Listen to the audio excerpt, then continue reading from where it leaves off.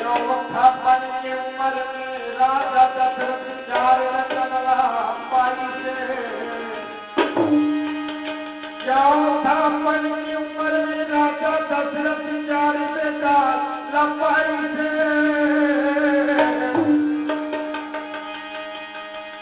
राम लक्ष्मण भरत शत्रुघ्न सुंदर नाम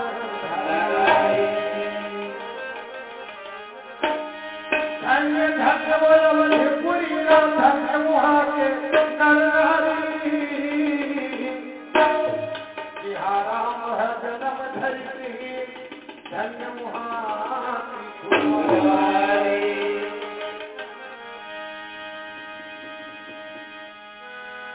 पापी मैना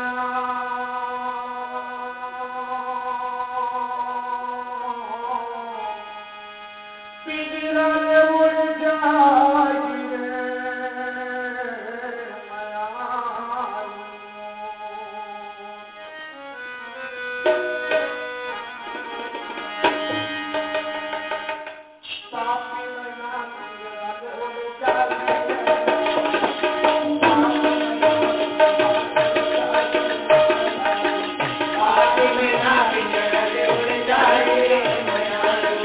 पापी मैना पिंजरा में उड़ जाएगी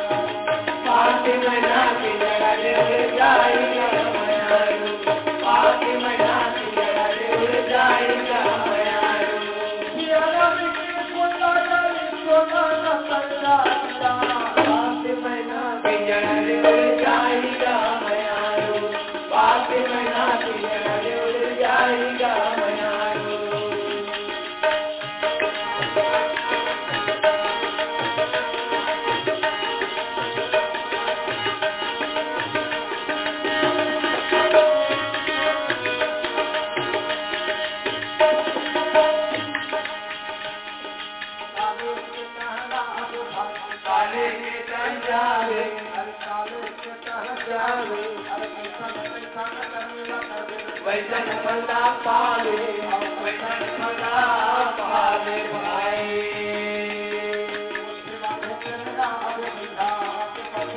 जागे जागे वैसन फला पाले वैसन फला पाले भाई।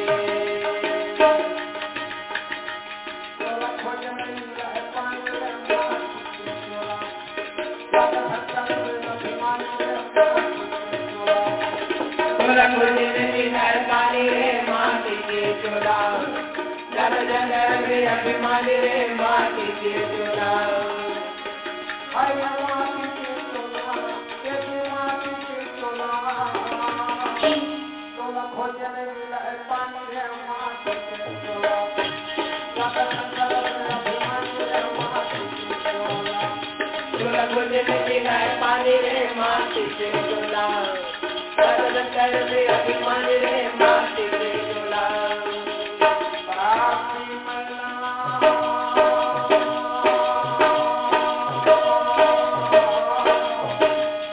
पिंजरा में उड़ जाएगा। पापी मैना पिंजरा में उड़ जाएगा। ये पिंजरा के नौ दरवाजा खोल जाकर भाग्य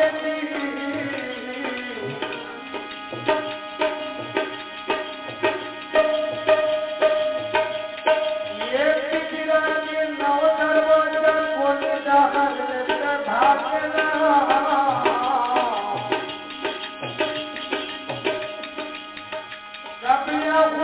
कब जाऊँ कैसे बता पापी